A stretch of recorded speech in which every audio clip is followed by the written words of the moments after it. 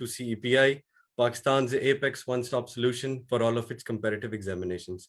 आज हमारा एक बहुत ही स्पेशल सेमिनार है क्योंकि आज जो हमारा सेमिनार है उसका टाइटल है CSS बेसिक्स एंड फंडामेंटल्स और आज इस सेमिनार के लिए हमें ज्वाइन इन किया है सर अनील सईद ने। हमारे एक ऑनरेबल गेस्ट का मैं थोड़ा सा आप लोगों के साथ इनिशियली इंट्रोडक्शन देना चाहूँगा। Sir Anil Saeed has secured 16th position in CSS 2017, जिसके नतीजे में उनको he was allocated and awarded the prestigious Pakistan Administrative Services Group. इसके अलावा he is currently serving as Assistant Commissioner Islamabad Secretariat. So sir, thank you very much for joining in and I welcome you to the seminar. Thank you so much. Thank you. Sir बात करते हैं directly क्योंकि हमारे aspirants काफ़ी anxious हैं, बेताब हैं कि क्या इस सेशन में होगा, कैसा सेमिनार चलेगा ये। तो सर हम बात करते हैं कि इनिशियली हम बात करते हैं थोड़ा सा ना CSS जर्नी के बारे में कि क्या होता है CSS, किस तरह आपने लेके चलें। सेकेंडली हम थोड़ा सा बात करेंगे कि एक परसेप्शन है जिसमें ये कहा जाता है कि CSS सिर्फ उनके लिए है जो फॉरेन यूनिवर्सिटी ग्रेजुएट्स हों या फिर अपनी जो डोमेस्टिक यूनिवर्सिटीज़ हैं उनके गोल्ड मेडलिस्ट्स हों। तो सर मैं पर्सनली आपसे सबसे पहला मेरा सवाल यही होगा कि आप अपनी जर्नी के बारे में बताएं और आपने कैसे लेके चला आपने इनिशियली प्रिपरेशन को और क्या मेथोडोलॉजी थी। बिस्मिल्लाहिर्रहमानिर्रहीम। Thank you so very much for inviting me here in this session. और ये सेशन का बेसिक मकसद ये है कि जो हमारे CSS एस्पायरेंट्स हैं उनको हम एक फ्री ऑफ कॉस्ट अपना एक जो है विजन और मिशन पहुंचा सके उन तक कि किस तरह से वो इस कम्पिटिटिव एग्जाम को क्रैक कर सकते हैं। तो जहाँ तक मेरे जर्नी का ताल्लुक है CSS का, तो मैंने आई qualified thrice CSS, first in 2011 और फिर second in 2013 I was allocated in military lands and cantonment group और फिर third time in 2017 in Pakistan administrative service, अल्हम्दुलिल्लाह। तो अब CSS का जो आपने एक जर्नी का पूछा कि इसके बारे में ये कि फॉरेन ग्रेजुएट से इसको कर सकते हैं, तो ऐसा नहीं है। नो डाउट कि इसमें जो combination of every university around the world हम देखते हैं कि लोग आते हैं और इस प्रेस्टिजियस सर्विस को ज्वाइन करते हैं, but it's not the hard and fast rule कि कोई अगर फॉरेन ग्रेजुएट है तो वही होगा। दूसरा पार्ट आपके क्वेश्चन का ये था कि ये गोल्ड मेडलिस्ट ही हमेशा इसको कर सकते हैं। अगर मैं अपनी बात करूँ, yes I have been awarded twice gold medals, once in intermediate and secondary board by the Multan board and secondly in my university when I did my master in business administration and finance. तो ये है, लेकिन again it's not hard and fast rule। हम लोग कितने लोग CSS करते हैं, परसों भी आपने देखा है रिजल्ट अभी रिसेंटली भी आया है, तो वो सब कोई गोल्ड मेडलिस्ट नहीं होते, ना ही इतने गोल्ड मेडल्स होते हैं यूनिवर्सिटीज के पास। तो बेसिकली हमें समझने की जरूरत यह है कि CSS है क्या। यहाँ पे मैं ये अपने एस्पायरेंट्स को कहना चाहता हूँ कि CSS is not a degree. जो बेसिक मिस्टेक है ना वो ये है कि हम इसको एक डिग्री की तरह से ट्रीट करते हैं। It's a competitive exam. Basically ये इस तरह है कि आपने किस तरह से किसी यूनिवर्सिटी में कोई एडमिशन सिक्योर नहीं करना है, बल्कि आपने किस तरह से एक फेडरल सर्विसेज को ज्वाइन करना है। थोड़ा सा फर्क इसको हमें समझने की जरूरत है। मतलब अगर हम MA इंग्लिश करेंगे तो हमें इंग्लिश पे हमारी ग्रिप होनी चाहिए, लेकिन अगर हम फेडरल सर्विसेज को ज्वाइन करेंगे तो फिर हमारी ग्रिप किस पे होनी चाहिए? बेसिकली हमारी ग्रिप उस सर्विस को परफॉर्म करने पे होनी चाहिए। तो ये एक थोड़ा सा CSS को लेके चलने में सबसे पहली बात ये है कि इसको ये समझिए कि it's not a degree, it's an exam जो कि आपको इस चीज पे टेस्ट करता है कि क्या आप इस कंट्री के प्रेस्टिजियस सर्विसेज को, जो हमारी एलीट सर्विसेज हैं, इनको ज्वाइन करने के हैं कि नहीं है। तो अगर हम इस तरह से सोचेंगे तो ये हमारे लिए प्रिपेयर करना आसान हो जाएगा। अब इन जॉब्स की रिक्वायरमेंट क्या है? बेसिकली इसकी स्ट्रेस मैनेजमेंट रिक्वायरमेंट है, इसकी मल्टीटास्किंग रिक्वायरमेंट है, इसकी रिक्वायरमेंट आपके लैंग्वेज की ग्रिप है, इसकी रिक्वायरमेंट आपके critical analysis of the situation है। तो अगर हम इस तरह से सोचेंगे कि हम इन चीज़ों को यहाँ पे जानने के लिए CSS को प्रिपेयर कर रहे हैं तो हम इजीली कर सकते हैं। तो ये इंपॉर्टेंट बात है, it's not a degree. Right sir, wonderful sir. दूसरा सवाल एक ये होगा कि ये भी बड़ा कॉमनली आस्क्ड सवाल है कि एक एस्पिरेंट को कितना टाइम रिक्वायर्ड होता है CSS करने के लिए? देखिए, हर बंदे का IQ लेवल जो है वो हर पर्सन का डिफरेंट है और गॉड गिफ्टेड है। बेसिकली हमें ये देखना है कि आप कितनी जल्दी चीज को ग्रैस्प करते हैं। फिर हमारा अटेंशन स्पैन भी होता है, वो हर बंदे का डिफरेंट होता है। अगर हम जनरल बात करें तो usually it is said that 26 minutes in one go जो आपका कंसंट्रेशन स्पैम होता है, कि आप इतने टाइम में इतने इतने स्पैन में प्रॉपर अपनी एफर्ट पुटअप कर सकते हैं किसी एक चीज को कंसंट्रेट करते हुए। तो मैं ये समझता हूँ for an average mind, for an average brain, 6 to 8 hours study in a day in 24 hours बहुत है। लेकिन अब वो 6 to 8 आवर्स का मतलब ये नहीं है कि आप सुबह 8 बजे बैठ के और फिर आप 2 बजे तक बैठे ही रहे। उसमें फिर मैं ये करता था, जो मैंने टेक्निक रखी थी कि 20-30 मिनट्स के सेशंस बनाए होते थे। 20 to 30 मिनट का एक सेशन है, उसके बाद फिर उसको छोड़ दिया, फिर थोड़ा सा रिक्रिएशन की तरफ चले गए, कोई एक्टिविटी कर ली, वॉक कर ली, कोई और जो भी आपका टास्क शेड्यूल है वो कर लिया। मैं जॉब भी करता था साथ, I was lecture in university at that time, बाद यूनिवर्सिटी मुल्तान, तो मैं वहाँ पे जॉब भी करता था। तो वो अपने लेक्चर्स प्रिपेयर कर लिए, फिर वापस आ गए, फिर 30 मिनट्स दे दिए। और एक बात और है इसमें, CSS के 12 सब्जेक्ट्स हैं, every one of us knows it. तो उसमें फिर हर एक का जो तरीकाकार है वो डिफरेंट है। कुछ सब्जेक्ट्स हैं जो बहुत ज्यादा क्रैमिंग को रिक्वायर करते हैं, आप समझ रहे हैं, मैं एवरीडे साइंस बिल्कुल का एक जो सब्जेक्ट है या एबिलिटीज का है, या अगर हम बात करें कि अपने हमारी जो वोकेबलरी है जी। उसके लिए हमें क्रैमिंग की जरूरत पड़ती है, फिर वर्ड्स इडियम्स की। तो उसके लिए मैं टाइम ये करता था कि अर्ली इन द मॉर्निंग हो गया या लेट नाइट, जब आपको डिस्टर्बेंसेस नहीं होती, तो वहां पे आप पूरी तरह से, और आपका माइंड भी जो है, क्योंकि उसके बाद या तो आप स्लीप से उठे होते हैं या आप सोने के लिए जा रहे होते हैं, तो वो रिवाइज होता रहता है आपके माइंड में। तो ये कुछ इस तरह की जी। टेक्निक्स है। मुख्तसरन ये कि हर सब्जेक्ट को प्रिपेयर करने का एक सेपरेट तरीका है CSS में। Right. Right, great sir. Sir मेरा तीसरा सवाल ये होगा आपसे कि इंग्लिश जो है एक बड़ा वाइटल कंपोनेंट है नो डाउट सीएसएस का। तो सर मैं आपसे ये पूछना चाहूंगा कि आपकी पर्सनली क्या स्ट्रेटेजी थी, क्या मेथोडोलॉजी थी towards English preparation? Very very very important question, because आप जानते हैं कि CSS में अगर हम फेलियर रेट देखते हैं तो वो 99% आई वुड से कि वो आपको इंग्लिश के 2 सब्जेक्ट्स में ही नजर आ जाता है। जो डेफिनेटली। वहां से बचते हैं वो इस्लामियत का शिकार हो जाते हैं, और उसके जी। बाद फिर तो CSS में फिर इस पे ये बात है कि इसके फिर 2 कंपोनेंट्स हैं इस क्वेश्चन को आंसर करने के। नंबर 1 कि आपने CSS पास नहीं करना है। मैंने 2011 में पास किया था और 189 मेरा मेरिट था, लेकिन आपने एलोकेट भी होना है। पंजाब वालों को 189 पे allocation is all next to impossible. जी। तो CSS के अगर हम 2 हिस्सों में डिवाइड कर दें तो एक कंपल्सरीज आ गए और एक आगे ऑप्शनल्स। कंपल्सरीज में आपका टारगेट ये होता है कि आप उसको पास करें, और स्पेशली इंग्लिश को तो किसी तरह से आप पास कर ही जाए। जबकि आपके जो ऑप्शनल्स हैं वहां पे आपका टारगेट ये होना चाहिए कि यहाँ से मुझे स्कोर लेना है, और इतना अच्छा स्कोर लेना है कि मैं रिटर्न के टॉपर्स में आ सकूं, specially for the candidates who are appearing from Punjab और वो पंजाब बेस्ड। तो ये एक चीज है। अब आपका क्वेश्चन का दूसरा था इस पे कि इंग्लिश का फिर क्या किया जाए। देखिए, इंग्लिश को ऐसे ही तैयार करना है हमें जैसे हम कोई भी लैंग्वेज तैयार करते हैं। पूरी दुनिया में अगर आप हमारी एंशिएंट हिस्ट्री उठा के देखें तो Muslims they were having the grips over the 7-8 languages at one time। अगर आप अरब्स की बात करें तो आप देखते हैं कि वो जाते थे, they were like ambassadors, और वो हर जगह पे जाते थे और लैंग्वेज सीखते थे। तो मेरा आपसे ये क्वेश्चन है, ये तमाम कैंडिडेट से ये क्वेश्चन है कि कोई भी लैंग्वेज हम कैसे सीखते हैं, बताइए मुझे। कोई भी लैंग्वेज हम ऐसे सीखते हैं, एक बच्चे को देखिए, वो बोलना कैसे सीखता है। सबसे पहले वो अपने इन्वायरमेंट से लिसन करता है, लिसनिंग, अंडरस्टैंड। तो जब आप लिसन करते हैं तो वो अपने माइंड में कोडिंग और डिकोडिंग का प्रोसेस उसका स्टार्ट हो जाता है। फिर वो उसको कॉपी करता है, इमिटेट करता है, और फिर उसको प्रोनाउंस करने की कोशिश करता है। मतलब first is listening, then it's speaking. अच्छा, अब लिसनिंग और स्पीकिंग का CSS के जो इसमें हम बात करें जर्नी में, तो ये आ जाएगा वाइवा की तरफ, जब हम अपने इंटरव्यू की प्रिपरेशन कर रहे हैं। बिकॉज वहां पे हमें CSS में इंग्लिश में इंटरव्यू हमारा होना है, जी। हमने उनके आंसर्स को, क्वेश्चंस को सुनना है और फिर उनका आंसर देना है इंग्लिश में, ऐसा ही है। बिल्कुल। तो ये 2 एस्पेक्ट्स तो उसके लिए रख लीजिए।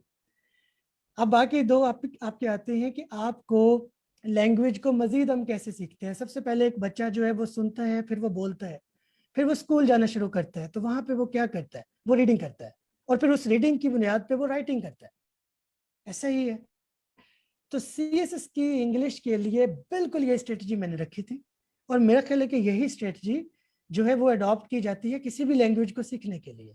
उसमें आपको ये करना होता है कि आप ज्यादा से ज्यादा रीडिंग करें, उसके बाद उसकी राइटिंग की तरफ आ जाएं। ये मैं रिटन पार्ट की बात कर रहा हूँ।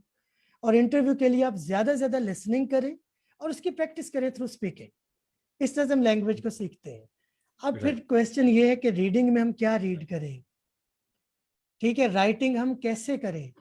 तो अगर मैं अपनी बात करूं तो रीडिंग में मैंने स्टार्ट किया बिगिनर्स के लिए जो होता है, आपके सीएसएस की बुक्स मिल जाती हैं, रेनन मार्टिन की है, exploring the world of English है, और बहुत सारी बुक्स है। ये उससे भी पहले अगर है तो आप कोई भी नॉवेल्स रीड कर सकते हैं। जो अल्केमिस्ट है, इनिशियल जो बंदे काइट रनर है, इस तरह की जो बिल्कुल प्रिलिमिनरी बुक्स है, आप उनको स्टडी कर सकते हैं। इतना टाइम अगर नहीं है तो फिर आप डायरेक्टली कोई न्यूज़पेपर उठा लीजिए, डॉन हमारे पास है, उसकी आप रीडिंग कर सकते हैं। उसके बाद आता है राइटिंग। राइटिंग में मैं ये क्या करता था कि मैं एक डायरी राइटिंग की एक हैबिट मैंने डेवलप की हुई थी, कि by the end of the day मैं एक अपने पूरे दिन की एक रूटीन को लिख लिया करता था। उससे क्या होता है कि आपके जो थॉट्स हैं वो बहुत ज़्यादा रिफाइन होना शुरू हो जाती हैं। अगर आप आज डायरी लिखें और आज के एक माह बाद अपनी उसी राइटिंग को देखें तो आपको बड़ा उसमें डिफरेंस फील करेंगे आप, कि पहले डेफिनेटली। दिन जो था वो शायद आप कोशिश कर रहे थे, you were searching for words and you were striving for words and vocabulary, but after 1 month और 2 मंथ्स और सो आपको ये अंदाजा हो जाएगा कि आपकी थॉट्स बड़ी कोहेरेंट हो गई, आपके जो जो उसमें सिनर्जी है वो बेहतर हो गई। तो ये बेसिकली लैंग्वेज को सीखने का तरीका है। Right sir. Wonderful sir. इसी पार्ट को अगर हम एक टारगेटेड तरफ लेके जाए इसी क्वेश्चन को, कि इंग्लिश ऐसे का उतना ही आपने जैसे मेंशन किया कि इंग्लिश के अगर कंबाइन कर दें, इंग्लिश प्रेसी एंड इंग्लिश ऐसे, इनका फेलियर रेट सबसे ज्यादा हमें नजर आता है। अगर सर हम स्पेसिफिकली इंग्लिश ऐसे की बात करें तो बहुत सारे एक सजेस्टेड ये है बहुत सारे लोगों की तरफ से कि एटलीस्ट आपको 15 से 20 एसेस असेस करवाने चाहिए before you sit in the exam. तो क्या ये अप्रोच सही है सर इंग्लिश ऐसे के लिए स्पेसिफिकली? अच्छा, इसमें इंग्लिश ऐसे में एक तो चीज हमें ये याद रखनी है कि don't go for by one get one free वाली ऑप्शन है। अक्सर लोग हम ये करते हैं कि हम ऐसे वहां से उठा लेते हैं जहाँ पे कि हमारा करंट अफेयर टच हो रहा होता है, या फिर हमारे पाकिस्तान अफेयर्स का कोई टॉपिक टच हो रहा होता है, या फिर वो कोई ऐसा टॉपिक होता है कि 20 या 30 एसेज जो हैं वो मार्केट में चल रहे हैं और आपने परचेज किए। This is not the case. Come on, this is CSS. ये ऐसा हो ही नहीं सकता है। ये कोई मॉडल पेपर से आप सीएसएस नहीं करने बैठ सकते हो, ना ही होगा। सीएसएस में इंग्लिश एक ऐसा सब्जेक्ट है जहां पे कि जीरो टॉलरेंस है। अच्छा, उसकी वजह ये नहीं है कि वो इंग्लिश एग्जाम है, उसकी वजह ये है कि वहां पे आपकी इंग्लिश के साथ साथ आपके थॉट प्रोसेस को जज किया जाता है, आपकी अप्रोच टू वर्ड थिंग्स जो है वो जज की जाती है। तो उसके लिए मैं ये समझता हूँ कि जब आप सीएसएस की तैयारी करते हैं, आपकी इंग्लिश अगर बहुत बेसिक भी है लेकिन उसमें कोई ग्रामेटिकल मिस्टेक्स नहीं होने चाहिए। I am very clear, I am repeating it again, कि आपकी कोई ग्रामेटिकल मिस्टेक्स, स्पेलिंग मिस्टेक्स ये नहीं होनी चाहिए। चाहे आपकी इंग्लिश जो है वो बहुत बेसिक भी है, लेकिन आपकी जो कम्युनिकेशन है, उस जो आपके वर्ड्स हैं वो प्रॉपर होने चाहिए और उनमें कोई मिस्टेक नहीं होनी चाहिए। अगर आप इस चीज़ को फॉलो कर रहे हैं और आप अपना जो थॉट प्रोसेस को एज इट इज एलेबोरेट करने में कामयाब हो जाते हैं, even with the help of simple basic language भी, without committing any mistakes, grammatical और प्रोनाउंसिएशन और दूसरे हमें पता है वो सब, तो बिल्कुल इसमें कोई डरने वाली बात नहीं है। अब आपका ये क्वेश्चन था कि इसको हम फिर क्या करें। देखिए, अगर आप खुद मास्टर हैं तो आपको असेस कराने की जरूरत नहीं है, but that is not the case with most of the students. तो फिर आपको ये करना है कि आपको एक बहुत अच्छा सब्जेक्ट स्पेशलिस्ट चाहिए होता है, जो कि इंग्लिश को समझते हों, जो कि इंग्लिश को टीच करते रहे हों, जो कि इंग्लिश की, इन my case this is, he is my father, जो कि इन my case, in my younger brothers case is also CSS officer. तो हम दोनों के केस में तो ये था कि हम कभी किसी टीचर के पास इंग्लिश के नहीं गए, लेकिन हम उन्हें अपनी राइटिंग्स दिखाते थे। कभी राइट। इंट्रोडक्शन लिख के दिखा दिया, कभी कंक्लूजन लिख के दिखा दिया, कभी हम वैसे ही बैठे तो उनसे डिस्कस कर लिया, तो डेफिनेटली आपको कोई मेंटोर तो होता है, ठीक है, वो तो आपको चाहिए होगा। लेकिन वो बंदा वो होना चाहिए जो वाकई मास्टरी उसमें रखता हो उस लैंग्वेज में, और फिर उसको असेस कराने में बिल्कुल कोई हर्ज नहीं है। आपको ऐसे लिखने चाहिए, आपके पास इतना टाइम नहीं है कि आप 3 आवर्स का ऐसे लिख सकें, तो आप उसको पार्ट्स में डिवाइड कर लें। आप उसकी बॉडी को इंट्रोडक्शन में डिवाइड कर लें, मेन टेक्स्ट में डिवाइड कर लें, कंक्लूजन में डिवाइड कर लें, ठीक है। तो उस तरह से उसको थोड़ा थोड़ा लिख के भी आप चेक करवा सकते हैं, लेकिन उसको करवाना चाहिए to the subject specialist. I again repeat, उस बंदे को चेक करवाना चाहिए जो बहुत ज्यादा एक्सपर्ट हो इंग्लिश लैंग्वेज में। सही, राइट, थैंक यू सर। इसके अलावा सर मैं एक जरा इस इंग्लिश से हट के अब बात करते हैं इस्लामियात की, क्योंकि जैसे आपने प्रीवियसली मेंशन किया कि इस्लामियात भी बड़ा एक डेंजरस सब्जेक्ट समझा जाता है काफ़ी। तो सर मैं इस्लामियात में ये पूछना चाहूँगा कि परसेप्शन ये है कि जी इस्लामियात को इंग्लिश में अटेम्प्ट करना चाहिए बजाय उर्दू के, एक तो ये बात है। और सेकेंडली सर मैं इस सवाल का दूसरा पार्ट ये होगा कि जो कुरानिक हदीस हैं और आयतें, हमारी आयतें कुरानिक आयत और हदीस हैं, तो सर इसमें आप इसकी क्या इंपॉर्टेंस समझते हैं इस्लामियात में? इन हदीस या आयतों को कोट करना, क्या इनको कोट करना ज़रूरी है? अच्छा, देखिए बात यह है कि जब हम सीएसएस की तैयारी कर रहे होते हैं ना, तो हमारे मेजोरिटी ऑफ द सब्जेक्ट्स होते हैं इंग्लिश में। क्योंकि मैं 3 दफ़ा ये चीज़ इस प्रोसेस में से गुजर चुका हूँ, तो मैंने पहली दफ़ा जब अटेम्प्ट किया था तो मैंने उर्दू में किया था इस्लामियत को अटेम्प्ट। पर बाकी उसमें यह हुआ कि मुझे बहुत ज़्यादा लिखने में प्रॉब्लम हुआ, क्योंकि वो आपका एक बैक टू बैक एग्जाम्स उस टाइम पे भी, अभी मुझे नहीं, इस वक्त भी शायद 2 एग्जाम्स इन अ डे अब दोबारा से हो गए हैं, उस वक्त जी, भी ऐसा ही था कंपल्सरीज का। तो आप बैक टू बैक एग्जाम्स दे रहे होते हैं, और आपका माइंड, आपका जो सोचने का है वो टोटली इंग्लिश में पूरी तरह से कन्वर्ट हो चुका होता है, क्योंकि आपका पहला इंग्लिश है, फिर आपका प्रेसी का है, एसए का है, फिर प्रेसी का पेपर है, फिर उसके बाद आपका एवरीडे साइंस हो गया, या करंट अफेयर्स हो गया, या पाकिस्तान अफेयर्स हो गया। तो ये सारे इंग्लिश में चल रहे हैं ना। एकदम से उर्दू में लिखना मुझे बड़ा प्रॉब्लमेटिक लगा था। हालांकि वो बहुत अच्छी बुक थी जिसे मैंने प्रिपेयर किया था, Islami Nazariya Hayat by Khurshid Shah, if I am not wrong, तो बहुत अच्छी बुक थी। तो वही वही से, लेकिन मुझे उर्दू लिखने में प्रॉब्लम हुआ। वो क्वालिफाई हो गया, इस चीज से फर्क नहीं पड़ रहा होता कि आप इंग्लिश में लिख रहे हैं या आप उर्दू में लिख रहे हैं, फर्क ये पड़ता है कि आप क्या लिख रहे हैं। जी, लेकिन मैं ये बता रहा था कि मुझे नेचुरली ये प्रॉब्लम हुआ, क्योंकि मैं 5 पेपर्स पहले दे चुका था इंग्लिश में। तो उसके बाद मुझे उर्दू में लिखने में मैं भूल रहा था बार बार, मेरी वो जो सीक्वेंस नहीं बन पा रहा था सेंटेंसेस का, तो मैं अगली दोनों अटेम्प्ट्स में मैंने फिर इंग्लिश में दिया उसको। अच्छा, अब इस हिसाब से अगर देखें कि नेचुरल फ्लो ऑफ थॉट्स को अगर लेके चले तो इंग्लिश ज्यादा बेहतर लगता है इन my case. I can't say about others, but in my case मुझे तो इंग्लिश में ज्यादा बेहतर लगा, इसलिए कि हम बहुत सारे एग्जाम्स इंग्लिश में दे रहे होते हैं, या तो सारे उर्दू में दे रहे हो। अच्छा, दूसरी बात उसमें ये आती है कि जो जो कोई भी क्वेश्चन सीएसएस का आपने करना है, नॉट ओनली फॉर इस्लामियात but for any other subject, वो आपने डिफरेंस क्रिएट करना है बाकी आपके कोलीग्स से, बाकी आपके एस्पायरेंट्स से। वो डिफरेंस कैसे क्रिएट हो सकता है? If you are good in cramming तो आपको फैक्ट्स एंड फिगर्स देने हैं, if you are good in drawing तो आपको मैप्स देने हैं, डायग्राम्स बनानी है, फ्लो चार्ट्स बनाने हैं। If you are good with verses और कपलेट, शेर और शायरी जिसको हम कहते हैं, तो आपको वो देने हैं, लेकिन वो रेलेवेंट होने चाहिए।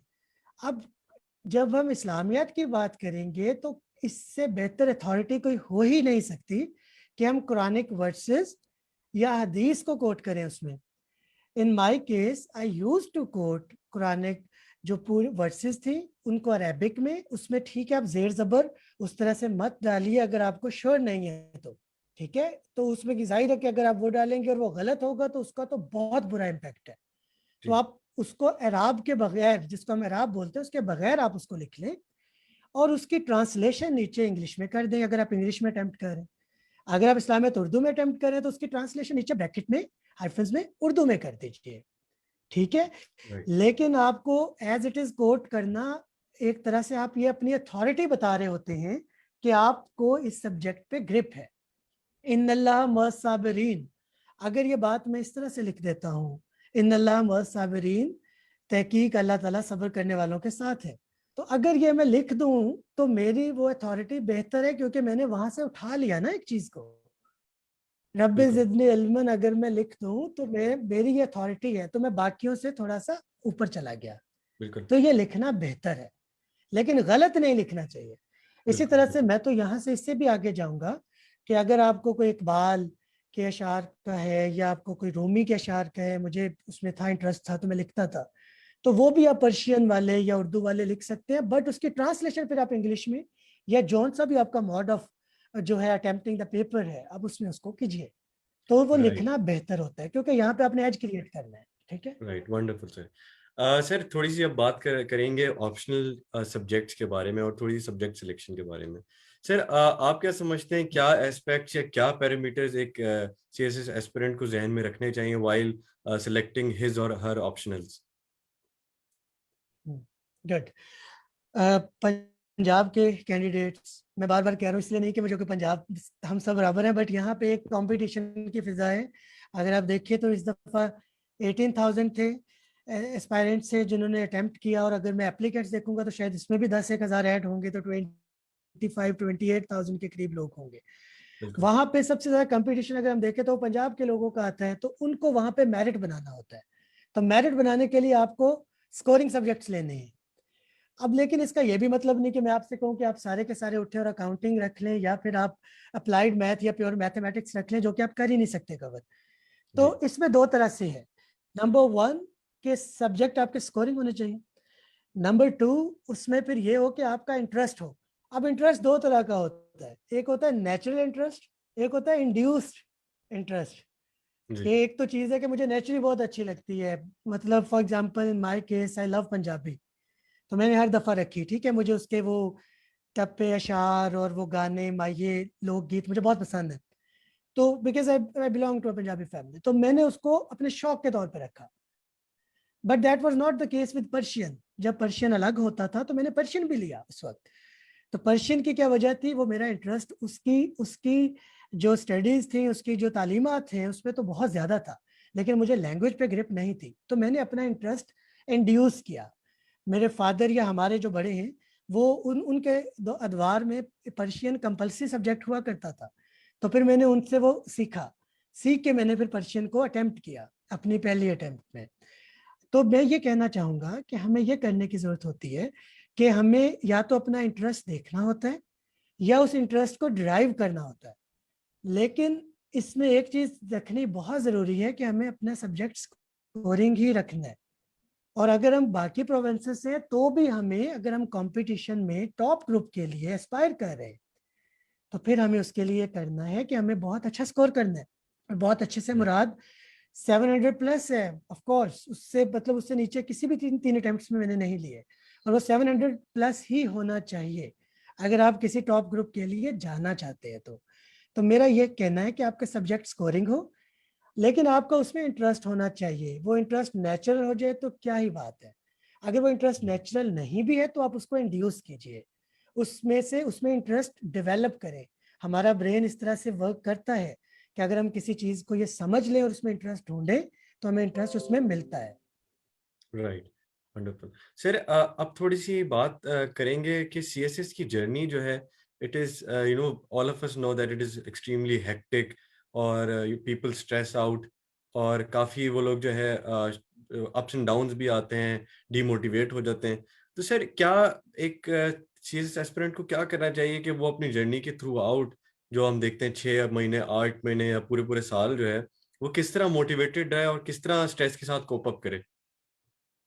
माय डियर एस्पिरेंट्स, देखिए मेरी बात सुने। मैं अपनी अगर बात करता हूँ तो सीएसएस की मैंने तैयारी शुरू की होगी 2010 में, तभी 11 में अपेयर हुआ मैं, और अभी हम 2021 में हैं, तो इट्स मोर देन 10 years। ठीक है। चले, ये तो एक और केस है कि मैं हमेशा से एस्पायर करना चाहता था, क्वालिफाई करने के बावजूद इम्प्रूव करने की तरफ आता रहा पीएएस के लिए। लेकिन अगर मैं जनरल पे बात करूं तो आप ये तो सोचिए कि आप करने क्या जा रहे हैं। आप सीएसएस के 12 ग्रुप्स में से किसी भी एक ग्रुप को भी उठाइए और उसकी जॉब डिस्क्रिप्शन पढ़िए, तो आपको ये अंदाजा हो जाएगा कि वो जॉब कोई आम करने वाली जॉब नहीं होती है। वो कोई ऐसी जॉब नहीं है जो कि कोई भी ऑर्डिनरी पर्सन कर सकता हो। ठीक है। और ये बिल्कुल I am quite sure of it, क्योंकि मैंने military lands and cantonment group में भी 4 साल सर्व किया है। मैंने उससे पहले टीचिंग सेक्टर में कुछ 7 साल सर्व किया, और अब मैं कोई 2 साल से PAS को भी देख रहा हूँ।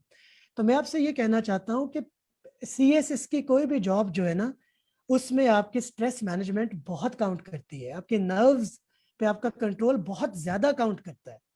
और इसी पर्पस के लिए CSS का शायद एग्जाम जो है वो इस तरह से डिजाइन किया गया है, जो मुझे समझ आती है। I am a firm believer कि ये ऐसा ही होना चाहिए। इससे कम अगर करेंगे तो हमें वो मटेरियल या वो प्रोडक्ट ही नहीं मिलेगा, वो आउटपुट ही नहीं मिलेगा जो कि इसको प्रॉपर चला सकता है। ठीक है। तो अब आप ये समझिए कि अगर हम ये करते हैं कि आपसे 1 वीक के अंदर अंदर कोई आपसे 12 पेपर ले लिए जाते हैं, ऐसे ही है। फिर उसके बाद आपको बहुत वेट करवाया जाता है रिजल्ट के लिए। वो अलग बात है कि उसकी वजह एक ये भी है कि हम क्वालिटी चेकिंग को इंश्योर कर रहे होते हैं ना, या हमारे जो इदारे हैं वो उनको इंश्योर कर रहे होते हैं। उसके बाद फिर इंटरव्यू की बारी आती है, तो उससे पहले साइकोलॉजिकल स्टार्ट हो जाता है, फिर उसके कई फेजेस हैं, उसके बहुत सारे टेंस ऑफ टेस्ट आप देते हैं साइकोलॉजिकल के, 2 दिन की एक पूरी एक्सरसाइज चल रही है। फिर उसके बाद आपके इंटरव्यू स्टार्ट हो जाते हैं, कमांड टास्क स्टार्ट हो जाता है, ऐसा ही है। उसके बाद आपका बहुत ज्यादा मतलब एक कम्बरसम प्रोसीजर है। फिर आपका एक वाइवा है जो कि शायद पूरी दुनिया के नॉलेज को ही कवर कर रहा है। लेकिन ऐसा क्यों हो रहा है ये तो सोचिए। वो ऐसा इसीलिए हो रहा है कि जो लोग परसिस्टेंट नहीं है अपनी डिजायर्स में, जिनमें परसेवरेंस नहीं है, वो उनसे कहा जाता है कि थैंक यू वेरी मच, इतना हो गया, अब आप इसको छोड़ दें और अब आप इसको क्विट कर दें। ठीक है। और वो लोग जो कि शायद बहुत इंटेलिजेंट ना भी हों, जो कि शायद बहुत एक्स्ट्रा ऑर्डिनरी आउट परफॉर्म ना भी कर रहे हों, लेकिन हार्ड वर्कर हों, कॉन्टिन्यूसली उस पर स्ट्रगल करते रहे हों, आप देखेगा कि by the end of the day वो लोग क्वालिफाइड होते हैं, वो CSS क्वालिफाई कर जाते हैं, किसी न किसी ग्रुप में वो लैंड कर ही जाते हैं। तो बेसिकली ये हमारी जॉब की रिक्वायरमेंट है। जैसे हम किसी भी जॉब के लिए जाते हैं तो उसकी कुछ रिक्वायरमेंट्स हैं। CSS की रिक्वायरमेंट ये है कि आपकी नर्व्स बहुत स्ट्रांग होनी चाहिए, आपकी स्ट्रेस मैनेजमेंट, आपकी कम्युनिकेशन स्किल्स, आपकी चीज़ों को अंडरस्टैंड करने की कैपेसिटी आम लोगों से बेहतर होनी चाहिए। तो वो उस वक्त तक नहीं हो सकती जब तक आपके माइंड्स में बहुत ज़्यादा अप्स एंड डाउन्स नहीं आते। हर किसी के साथ होता है, मेरे साथ हुआ है, सबके साथ होता है कि एक स्टेज ऐसी आती है कि आपको लगता है कि यार ये क्या है, ये खत्म ही नहीं होने को आ रहा। या एक फील आती है कि यार पता नहीं अब मेरा नर्वस ब्रेकडाउन हो जाएगा। Accept the reality, accept the reality. और ये जितनी जल्दी हो जाए उतना ज्यादा बेहतर है। अगर आपका ये पहले हो जाता है तो आप कम से कम ये पेपर पे बैठ के नहीं होगा। ठीक है ना। तो मेरा कहने का मतलब है कि इसको एक्सेप्ट कीजिए। हम सबको ऐसा लगता है किसी स्टेज पे कि हमारी बिल्कुल तैयारी नहीं है, हम सबको ऐसा लगता है कि वी आर ब्लैंक। हम बहुत पढ़ने के बाद फील कर रहे होते हैं कि यार पता नहीं हमारे साथ क्या होगा। It's quite natural, human psyche है ये, इसको एक्सेप्ट कीजिए, लेकिन इस पे लगे रहें। और आप देखेंगे कि at the end of the मतलब ऑल इज वेल, हम कहते हैं दैट एंड्स वेल। तो at the end of the day आप लोग इंशाल्लाह ताला इसको क्वालिफाई भी कर जाएंगे, और हम सारे ऐसे ही क्वालिफाई करके यहाँ तक आए। It's not a very big deal. Right right sir, great. Sir थोड़ी सी हम बेसिक कंपोनेंट्स की बात करते चलें। कि सर एक तो बहुत ही फ्रीक्वेंटली आज सवाल है कि नोट्स कैसे बनाने, नोट्स मेकिंग क्या टेक्निक्स होती हैं, और इसी के साथ साथ paper attempting techniques and time management को किस तरह हमें कैटर करना चाहिए, ये मैं सर सब पूछना चाहूँगा। बिल्कुल ठीक है। देखिए जो आपने ये पूछा कि नोट्स को हम कैसे प्रिपेयर करते हैं। नोट्स को प्रिपेयर करने के ना 3 मेथड्स हैं, बेसिकली 3 मेथड। एक तो होता है कि डिटेल्ड नोट्स, लाइक कि जैसे हम बुक्स नहीं पढ़ते उस तरह से आप डिटेल नोट्स अपने प्रिपेयर कर लें। लेकिन उसके लिए बहुत टाइम चाहिए होता है, वो टाइम कंज्यूमिंग है। मेरे केस में नहीं हो सकता, या उन लोगों के केस में जो जॉब कर रहे हैं उन लोगों के लिए मुश्किल है। लेकिन जो लोग फ्री बिल्कुल हैं, वो सारा दिन सिर्फ CSS की तैयारी कर रहे हैं, तो वो लोग ये काम कर सकते हैं। अच्छा, सेकंड होता है कि आप बुलेट्स और नंबरिंग, जिस तरह से हम MS वर्ड में देखते हैं, तो उस तरह से आप बुलेट्स और नंबरिंग और वो कर लेते हैं। तो वो उसमें ये होता है कि इसको जैसे साइनॉप्सिस हम बोलते हैं ना, साइनॉप्सिस बना सकते हैं। तो एक तरीका नोट्स बनाने का ये भी होता है। और थर्ड में वो होता है जो एक मैंने किया था, जो मेरे पास क्योंकि वो टाइम की कमी की वजह से था, वो था ये जो फ्लो चार्ट है, डायग्राम्स हैं, एक वो डिसीजन ट्री नहीं होता, एक मैपिंग होती है, एक मैपिंग हम माइंड में कर लेते हैं। मैं ये करता था कि मेरे पास बहुत डिटेल का टाइम नहीं था, तो मैं अपनी बुक्स पे ही एक उसके बुक्स के एंड पे या फिर इस तरह से कि कुछ 10-12 पेजेस ले लिए एक सब्जेक्ट के लिए और उसका फ्लो चार्ट बनाने शुरू कर दिए। लाइक अगर मैं पाक यूएस रिलेशंस पे बात कर रहा हूँ तो मैंने फ्लो चार्ट एक बना लिया कि स्टार्ट यहाँ पे हुआ, फिर ये हो गया, फिर इसमें ये टाइम है जब हमारे रिलेशंस बहुत फ्रेंडली थे, ये आए जब ऑल टाइम डाउन थे, फिर उसके बाद ये आया कि ये करंट सिनेरियो है। आप समझ रहे हैं कि मतलब उसका फायदा ये होता था कि just having a bird's eye view आपको ये पता लग जाता था कि आपने क्या पढ़ा हुआ है। लेकिन मतलब एक तो है ना कि मैं पूरा पूरा क्वेश्चन लिखना शुरू कर दूं कि इंट्रोडक्शन ये हो गया, फिर डिटेल ये हो गई, फिर कंक्लूजन, इतना टाइम नहीं था मेरे पास। तो ये तीनों तरीके बिल्कुल बिल्कुल सूट करते हैं अकॉर्डिंग टू दी जो टाइप ऑफ द स्टूडेंट और according to the time they you are having with you. तो उसमें फिर ये है कि नोट्स तो होते ही होते हैं। मिनिमम अगर आपने करना है तो आप मैपिंग की तरफ आ जाए। डिसीजन ट्री होता है, डायग्राम्स जो होती हैं, मतलब आपके 4-5 पेजेस में पूरी बुक जिसको कहते हैं कि आप तैयार कर लेते हैं। अगर उससे ज्यादा टाइम है तो आप साइनॉप्सिस की तरह से बना लें कि हर क्वेश्चन का एक आउटलाइन बना लें हर क्वेश्चन की, ठीक है, और उस आउटलाइन को आप रिवाइज करते रहिए। और अगर आपके पास बहुत टाइम है तो फिर आप हर क्वेश्चन को डिटेल में लिख के नोट्स बना लें। तो ये डिपेंड करेगा आपके पास टाइम कितना बचा हुआ है इस पे। Right sir. सर इसी के साथ मैं मेरा जो सवाल होगा कि एमसीक्यूज प्रिपरेशन के ऊपर कि एमसीक्यूज कहाँ से प्रिपेयर करने चाहिए, क्या उसकी टेक्निक, आपकी पर्सनली क्या टेक्निक थी और किस तरह चलना चाहिए इसको? एमसीक्यूज के हर पेपर की एमसीक्यूज डिफरेंट है। If we talk about precis and comprehension तो आप देखते हैं कि उसके एमसीक्यूज तो वो होते हैं जो हमने कभी सुने नहीं होते, देखे नहीं जी होते, या बहुत कम, अगर 4 से 5 हमें पता लग जाए तो वी फील एट ईज के ये तो कमाल ही हो गया। जी बेसिकली डिपेंड करता है। जनरल एग्जाम्स के लिए आप पास्ट पेपर्स को उठाइए और उनके कोई 10 to 15 ईयर्स के पेपर से आपको एक आइडिया आएगा कि ये इसका स्कोप है, इस एरिया में ये पेपर घूमता है, चाहे वो उसका ऑब्जेक्टिव पार्ट हो चाहे वो उसका सब्जेक्टिव पार्ट हो, कि ये इस एरिया में घूमता है, उसका स्कोप आप डिटरमिन करेंगे। इंग्लिश का अगर मैं बात करूं तो उसका स्कोप तो डिटरमिन इस चीज से होता है कि आपको बहुत हाई फ्रीक्वेंसी वर्ड्स तैयार करने हैं, जिससे हम जीआरई की प्रिपरेशन के लिए तैयार करते हैं 4500 हाई फ्रीक्वेंसी वर्ड्स, और इस तरह की बुक्स मिलती हैं मार्केट में। तो आपको वहां से चीजें लेनी है और फिर आपको उनसे, या फिर आपको रूट्स ऑफ द वर्ड्स जो लैटिन से या कहीं से निकला है, ग्रीक, वहां से आपको देखना होता है और फिर आपको वर्ड्स को ड्राइव करवाना होता है। फिर आपको एक आइडिया हो जाता है कि इस वर्ड का ये मतलब मीनिंग हो सकता है, समझ रहे ना। तो इस तरह से जी इसको लेके चले। मतलब इस क्वेश्चन का कोई हार्ड एंड फास्ट आंसर इसलिए मैं नहीं दे सकता कि हर पेपर के एमसीक्यूज डिफरेंट है। अगर मैं जनरल साइंसेज एंड एबिलिटीज की बात करूं तो उसके एमसीक्यूज रिपीट हो रहे हैं तो वो तो पास पेपर से हो जाएंगे। लेकिन मैं अब आपको ये नहीं कह सकता कि आप इंग्लिश के अगर 10 साल के पेपर्स कर लेंगे तो आपके एमसीक्यूज हो जाएंगे। बहुत बहुत मिनिमम चांसेस है इस चीज के। जी तो उसके लिए मैं आपसे ये कहूंगा कि आप जीआरई के हाई फ्रीक्वेंसी वर्ड्स पे चले जाएं, उनकी प्रिपरेशन स्टार्ट कर दें, ये एडिटोरियल से वर्ड्स उठाएं डॉन के, तो वो उस तरह टेक्निक चेंज हो जाएगी। इस तरह से अगर आप मुझसे ऑप्शनल्स के पूछेंगे तो उसके एमसीक्यूज नॉर्मली प्रीवियस पेपर्स में से रिपीट हो रहे होते हैं, लेकिन कंपल्सरी के ऐसा नहीं है। तो ये एक यार ये एक ना टेक्निक है। अगेन मैंने शुरू में बात की थी, हर सब्जेक्ट को प्रिपेयर करने की एक सेपरेट टेक्निक है। मैं आपको एक जनरल सी बात बता सकता हूँ कि जो हमारे कंपल्सरी सब्जेक्ट्स हैं जिनमें एमसीक्यूज हैं, एक्सेप्ट इंग्लिश एंड इस्लामिया, तो फिर बाकी बच कौन से गए। मैं बात करना चाह रहा हूँ करंट अफेयर की और पाकिस्तान अफेयर की, वो डॉन से काफी हद तक तैयार हो सकते हैं। उसमें ये तरीकाकार ये होता है कि आपको डॉन की स्मार्ट स्टडी, स्मार्ट रीडिंग आनी चाहिए। अगर हम डॉन न्यूज़पेपर को पढ़ते हैं तो उसको हम 4 हिस्सों में डिवाइड कर सकते हैं, और ये हम सबको पता है, लेकिन हम पढ़ते वक्त हम उसको 8-8 9 9 घंटे पढ़ते रहते हैं और हम कहते हैं सीएसएस की तैयारी हो रही है। तो ऐसे तैयारी नहीं होती है। We need to simply finish done with in 1 to 2 hours, इससे ज्यादा हमारे पास टाइम नहीं होता एक दिन में।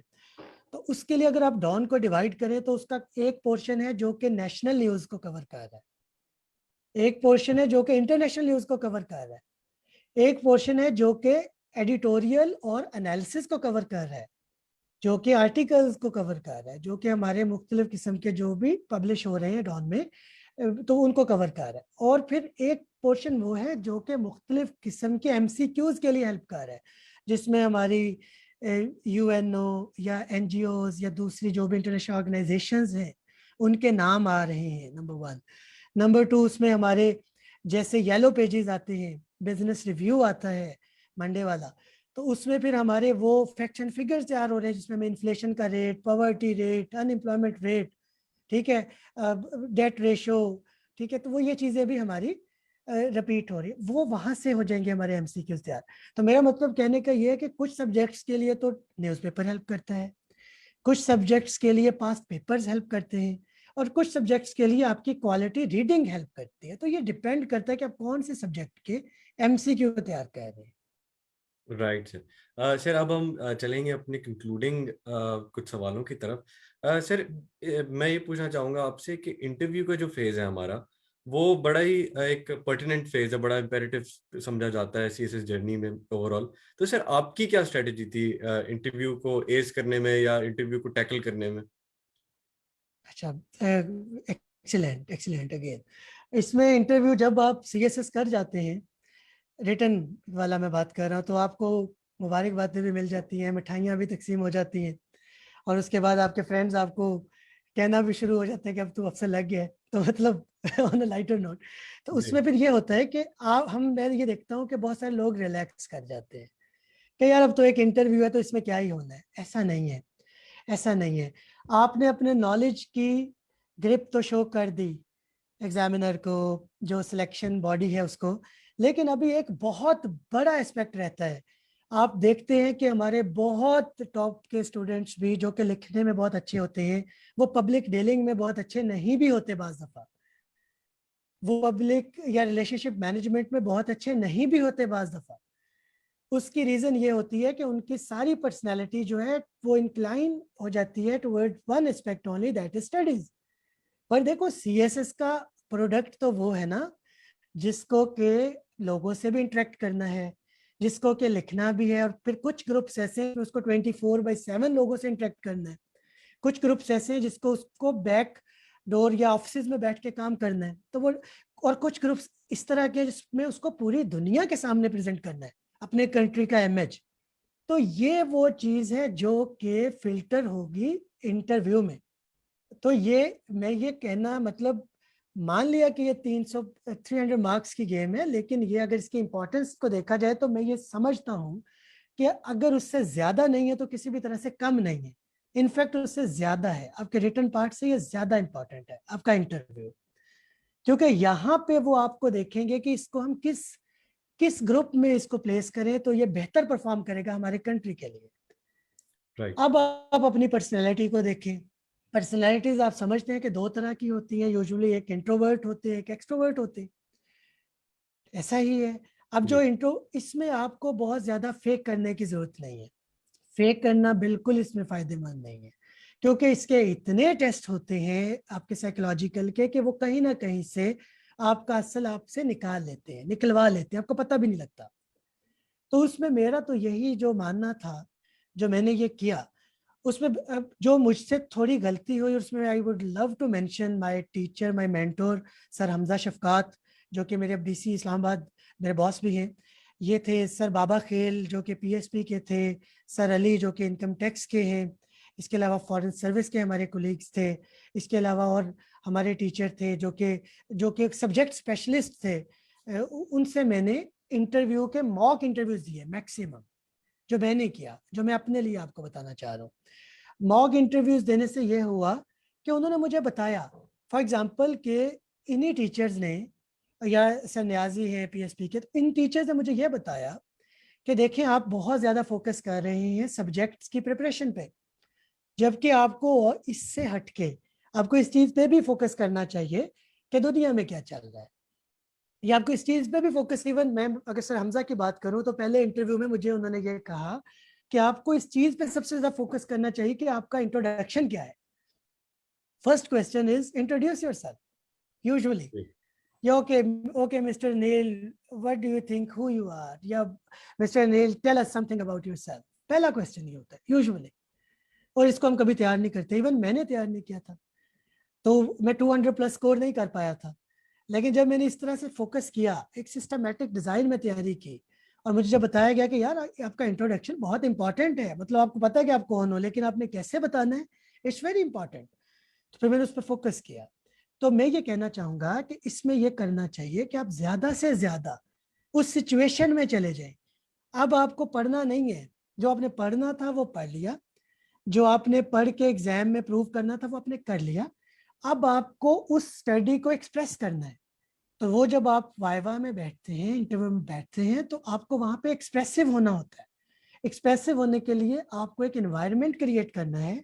आप सीनियर ब्यूरोक्रेट्स के साथ बैठ सकते हैं, आप अपने कोलीग्स के साथ बैठ सकते हैं, आप मॉक इंटरव्यूज मैक्सिमम देते रहे। उससे क्या होता है कि एक शाइनेस, एक जो हमारी एक वो इनविजिबल कर्टन है ना हमारे दरमियान और दूसरे के दरमियान, वो खत्म होना शुरू हो जाता है, हमारे एक्सप्रेशंस बेहतर होना शुरू हो जाते हैं, और उस तरह से जो बात हम कहना चाहते हैं वो एग्जैक्ट उसी सेंस में जो हमारा रिसीवर है उसको पहुंच जाती है, और उसमें कोई जो वो कहते हैं कि कम्युनिकेशन बैरियर नहीं आता। हमारा कम्युनिकेशन बैरियर जब खत्म हो जाएगा तो हम पढ़ के आए होते हैं, बी कॉन्फिडेंट कि हमने बहुत पढ़ा होता है, तभी रिटर्न क्वालिफाई किया होता है ना। तो उस चीज का जो बैरियर है ना, वो बैरियर हमारा खत्म हो जाता है। तो इसके लिए हमें मैक्सिमम प्रैक्टिस करनी है। इसी का दूसरा पार्ट इंपॉर्टेंट है, वो मुझे बताना होगा, आई नो कि टाइम भी है ज्यादा हो रहा है, बट उसमें यह कि जो आपका साइकोलॉजिकल वाला है उसमें आपको थोड़ा सा पॉजिटिव अप्रोच रखिए चीजों की तरफ। मैंने पहले बताया फेक करने की जरूरत नहीं है, आप चीजों को अदरवाइज भी पॉजिटिव देख सकते हैं। ठीक है, उसमें यह है कि आपको चीजों को इस तरह से लेके चलना है कि बहुत सारे क्वेश्चंस आपसे पूछे जाते हैं कि आपकी पर्सनैलिटी कैसी है।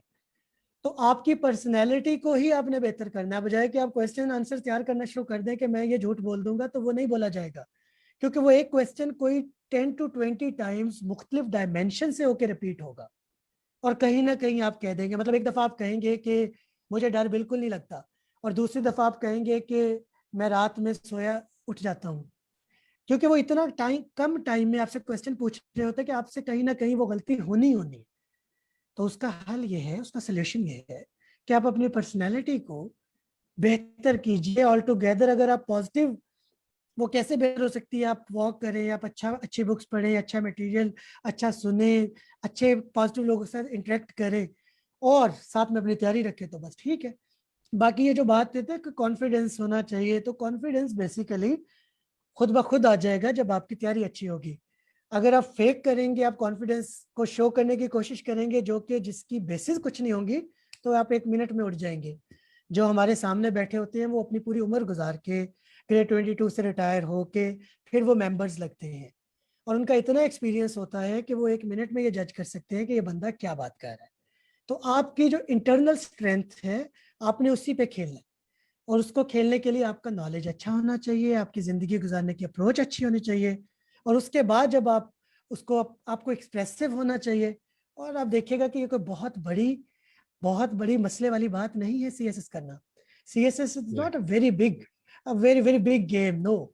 It's about smart study, it's about prioritising the things कि किस चीज़ को कितनी वैल्यू देनी है, वो आप वैल्यू दीजिए, और उसके बाद फिर rest leave it to Allah almighty, अल्लाह पे छोड़ दे, और हेल्प अल्लाह ताला आपकी करते हैं। और अगर ये नहीं भी होता, गॉड फॉरबिड, तो इसके अलावा बहुत सारी चीजें पड़ी हैं, लाइफ यहाँ पे खत्म नहीं होती है।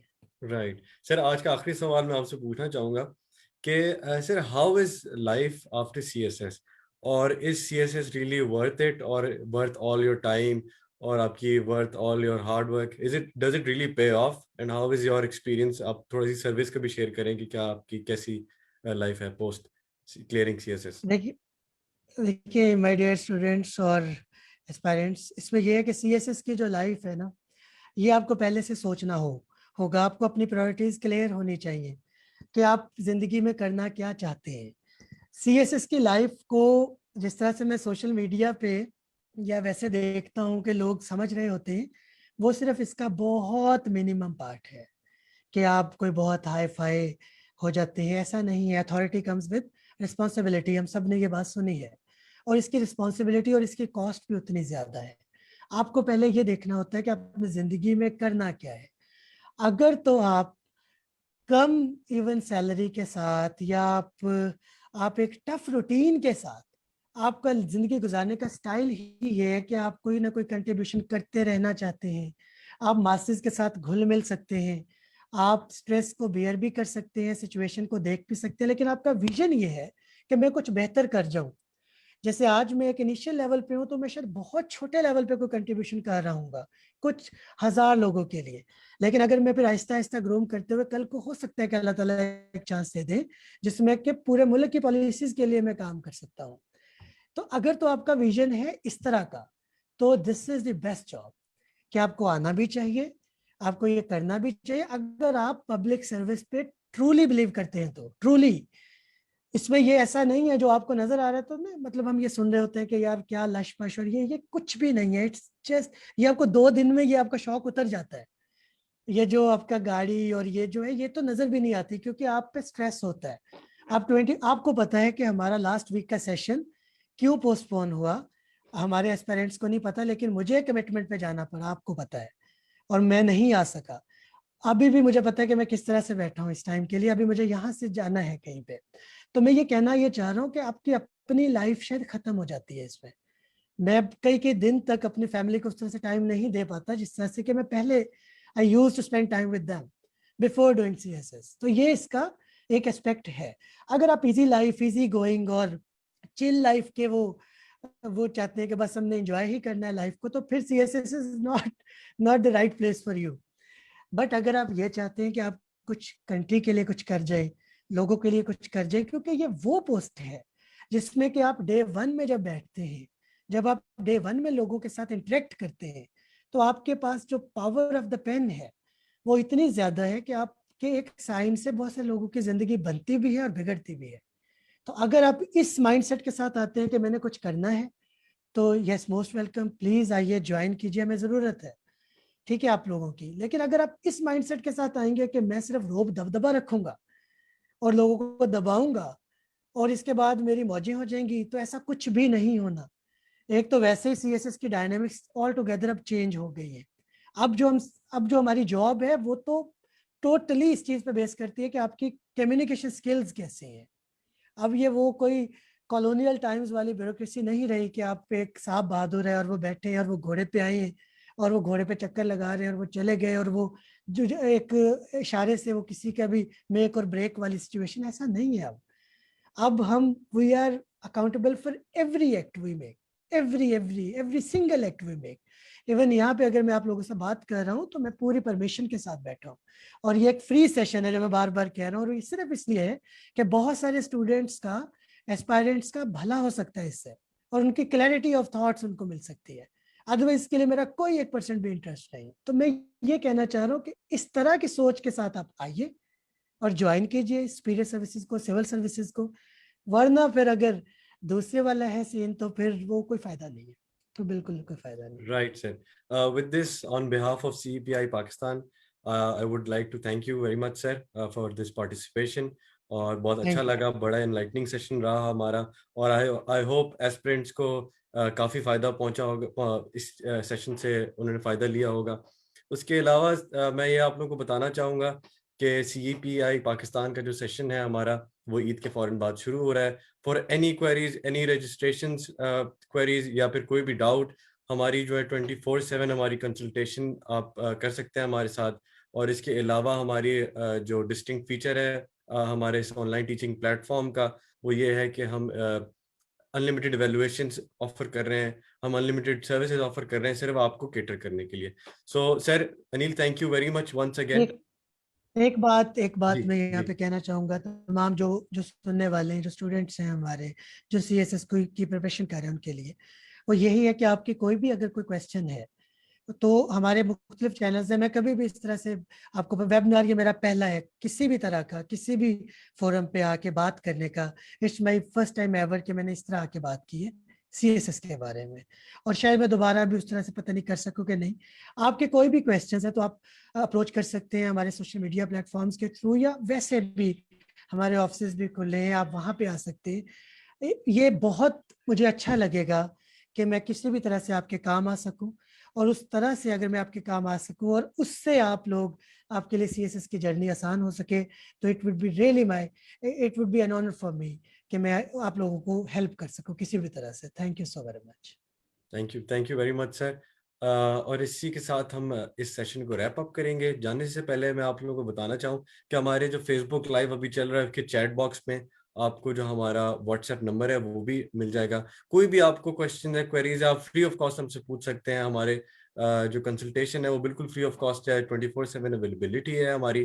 तो आपको कोई भी मसला हो, कोई भी क्वेरीज हो, और ये वीडियो भी हमारे पेज के ऊपर रहेगी, तो आप इससे मजीद आप इससे फ़ायदा उठा सकते हैं अपने और जो इंटरेस्टेड एस्पिरेंट्स हैं उनके साथ शेयर कर सकते हैं। And with this, this is your host Shahryar Ali Khan signing off from CPI Pakistan. Thank you very much all of you for joining in and have a great day. Allah Hafiz.